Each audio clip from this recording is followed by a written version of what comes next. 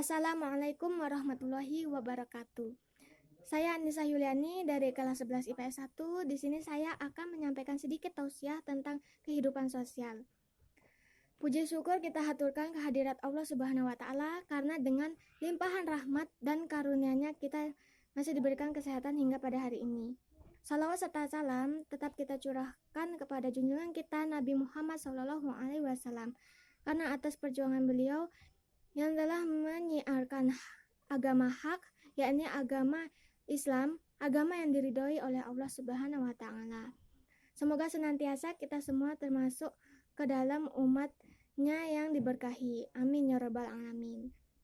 Hadirin sekalian yang dirahmati Allah Subhanahu wa taala, dirasa amat sangat penting jika jiwa sosial ditetapkan di lingkungan keluarga, saudara, bahkan juga di lingkungan masyarakat luas.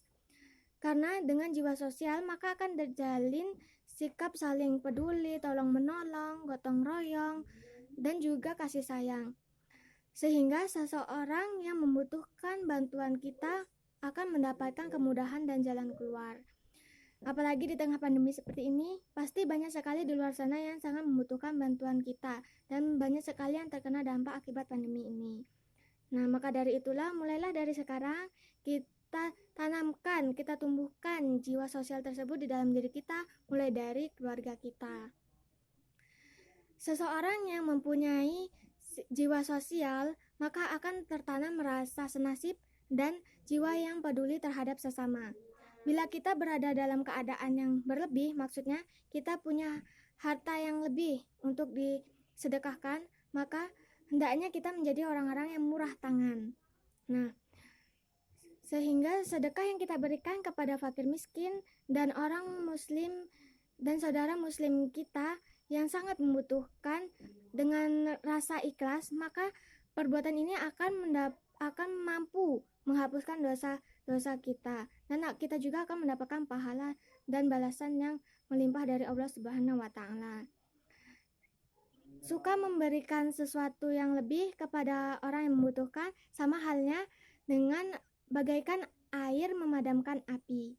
Nah, hadirin sekalian, sesuatu yang diberikan kepada orang yang membutuhkan hendaknya terlebih dahulu kita berikan kepada orang-orang yang kita nafkahi, seperti memberikan nafkah kepada orang keluarga.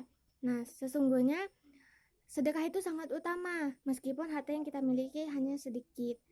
Nah, sehingga sedekah yang kita berikan itu akan mendapatkan pahala jika kita walaupun hanya sedikit dan kita memberikannya dengan ikhlas, dengan semata-mata mencari ridho Allah Subhanahu wa taala, maka kita tidak terbayang pahalanya seberapa banyak yang diberikan oleh Allah Subhanahu wa taala. Nah, sehubung dengan ini, Nabi SAW bersabda, sesungguhnya sedekah yang diberikan kepada orang miskin itu merupakan sedekah saja, sedangkan yang diberikan kepada kerabat karib itu merupakan sedekah dan penghubung silaturahmi. Nah, sedekah juga bukan hanya sebagai sedekah juga itu merupakan sebagai penghubung silaturahmi, sebagaimana dijelaskan dalam hadis riwayat Tirmizi. Nah, dalam memberikan sedekah, kita tidak boleh memberikan untuk memamerkan kepada orang-orang bahwa kita tuh mampu untuk memberikan sedekah kepada orang lain. Nah, sedekah itu hanya diberikan kepada orang yang membutuhkan dan hanya semata-mata mencari ridha Allah Subhanahu wa taala. Nah, maka dari itu janganlah kita menyalahgunakan yang namanya sedekah itu. Karena jika kita menyalahgunakan sedekah itu dengan memamerkan kepada orang lain, maka kita tidak akan mendapatkan pahala.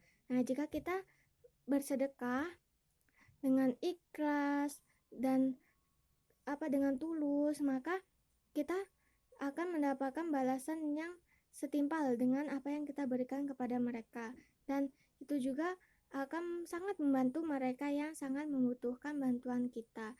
Apa salahnya kita memberikan sedikit harta kita kepada mereka yang sangat membutuhkan?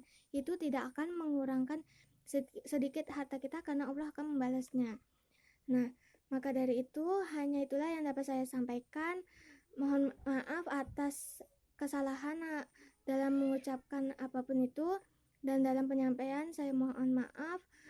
Wabillahi taufiq wal hidayat. Wassalamualaikum warahmatullahi wabarakatuh.